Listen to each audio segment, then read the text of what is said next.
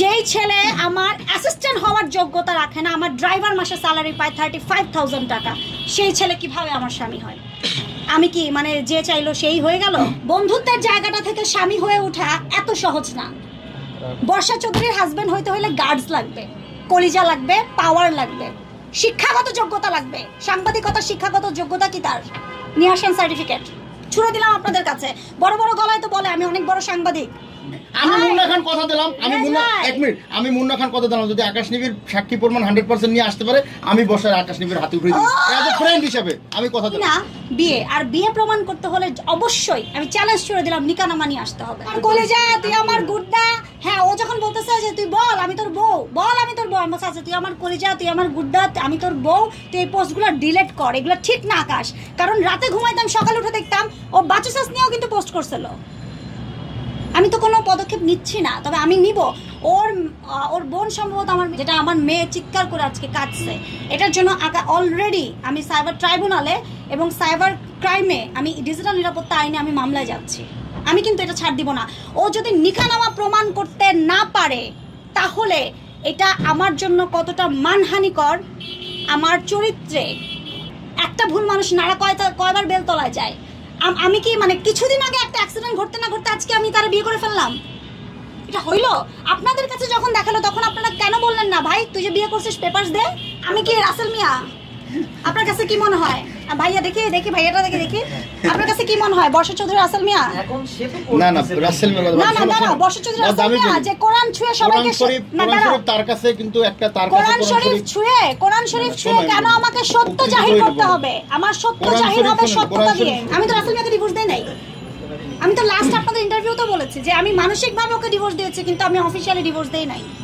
এখনো বলছি আমি অফিশিয়ালি ডিভোর্স দেই নাই। আচ্ছা মুন্না ভাইয়ের সাথে আপনার সম্পর্ক বন্ধু, কো-আর্টিস্ট, এবং আমাদের গতকালকে ও ডিক্লার দিয়েছে পুলিশগিরি সিনেমাতে মেইন ক্যারেক্টার আমি এবং ও করছি। 2.5 কোটি টাকা বাজেটের একটা সিনেমা পুলিশ ভাই, ওই সিনেমাটা আসছে। ভাই আসলে ডেটটা ফিক্স করেন, আগে ওনারা বলেন ডেটটা ফিক্স করতে। একবার 30 নভেম্বর বলে, একবার 30 ডিসেম্বর বলে, একবার 24 অক্টোবর বলে। হ্যাঁ ডেটটা তো আমি জানি না, তার একটু বলেন না ফিক্স করে একটু ডেটটা দিতে। আমি কনফিউজ হয়ে যাচ্ছি। আগে একটা ইন্টারভিউতে তা বিয়ের পর তার বাসায় থাকতাম আমি কন্টিনিউ, তাহলে আমার বাসায় কে থাকতো? 2 মাস নাকি ছিলেন তার বাসায়। 2 মাস? আমার লাইফ গুলো কে করছে? তার বাসা থেকে নাকি লাইভ করছেন এবং সেটা তার বাইক নিয়ে প্রমাণ সাক্ষী বলছে যে ওটা তো আমি বললাম যে আমি একটা রুম ভাড়া নিয়েছিলাম 10,000 টাকা দিয়ে 1 মাসের জন্য।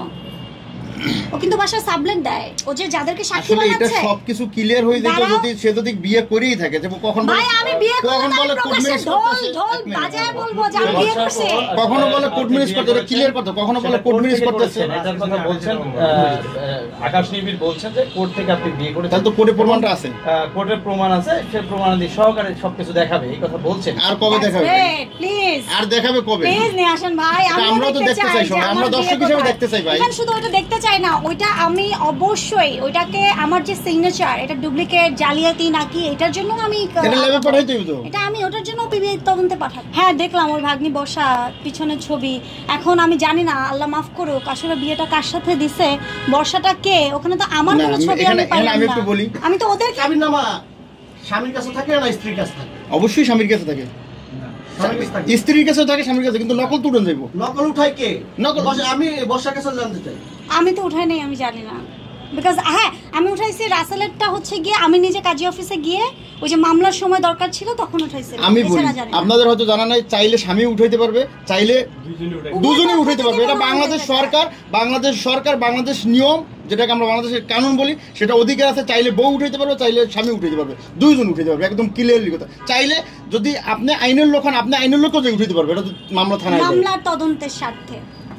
তো আমরা দেখতে চাই যে আকাশ নিবিড়, যদি আকাশ নিবিড় 1 মিনিট, আমি মুন্না খান কথা দিলাম, আমি মুন্না খান কথা দিলাম, যদি আকাশ নিবিড় সাক্ষী প্রমাণ 100% নিয়ে আসতে পারে, আমি বসার আকাশ নিবিড় হাতে উঠে দিই এজ এ ফ্রেন্ড হিসেবে, আমি কথা দিলাম।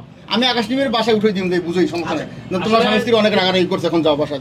সম্পূর্ণ মিথ্যা। এবং ওর সাথে সত্যিটা আপনিও জানেন, আপনিও সত্যিটা জানেন, কিন্তু এখন শুধু গোলাটা করতেছেন আপনারা বিষয়টা নিয়ে। সত্যিটা আপনারাও জানেন ভাই, আমি আজ অপেক্ষা করেছি আমার কিছু সিনিয়র সাংবাদিক, যেহেতু আমিও জার্নালিজম করেছি, আমি সংবাদ উপস্থাপিকা ছিলাম, সেক্ষেত্রে আমার কিছু গুরু আছে যাদের আমি শিষ্য, যাদের কাছ থেকে আমি সাংবাদিকতা শিখেছি। তারা আমাকে বলেছে আজকের দিনটা অপেক্ষা করতে। আমি আজকের দিনটা দেখেছি তার অ্যাক্টিভিটিস।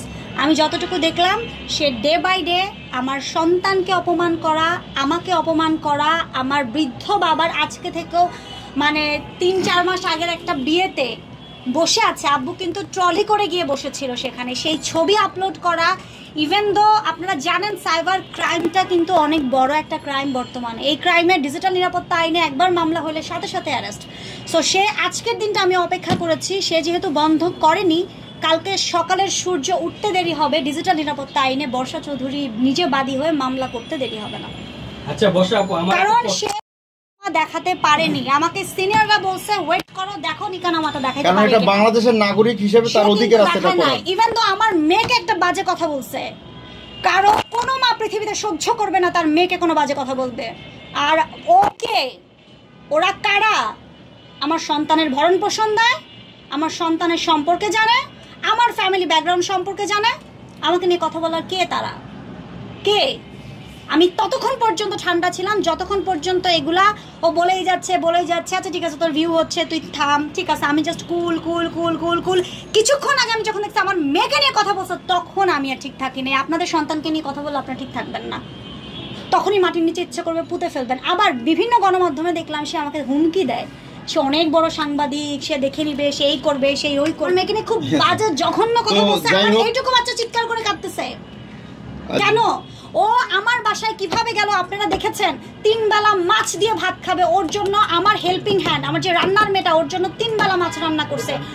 ওই কি বলে আপনার মালিবাগ রেলগেট থেকে বড় বড় মাছ কিনে কিনে ওর বাসায় পাঠানো হয়েছে। সেই একই কথা আকাশ নিবিড়ও বলছে যে আপনার জন্য সে বড় বড় মাছ কিনেছে। এবং আচ্ছা ভাই আচ্ছা আকাশ টিভির উপার্জনের উৎস বলেন, আপনারা বলেন আপনাদের উপার্জনের উৎস কি? এটা তো আমাদের থেকে আপনি ভালো জানেন, যেহেতু আপনি তাকে নিয়েছেন, একজনকে শায়েস্তা করতে আরেকজনকে নিয়েছেন। আকাশ কেমন মানুষ সেটা আপনি ভালো জানেন। একজনকে শায়েস্তা করতে আরেকজনকে আমি নিয়ে নাই। সে নিজে আমার লাইভ দেখে এসেছে আমাকে সহযোগিতা করতে অ্যাজ এ ফ্রেন্ড। বন্ধুত্বের জায়গাটা থেকে স্বামী হয়ে ওঠা এত সহজ না। বর্ষা চৌধুরীর হাজবেন্ড হইতে হলে গার্ডস লাগবে, কলিজা লাগবে, পাওয়ার লাগবে, শিক্ষাগত যোগ্যতা লাগবে। সাংবাদিকতা শিক্ষাগত যোগ্যতা কি তার? নিয়ে আসেন সার্টিফিকেট, ছুড়ে দিলাম আপনাদের কাছে।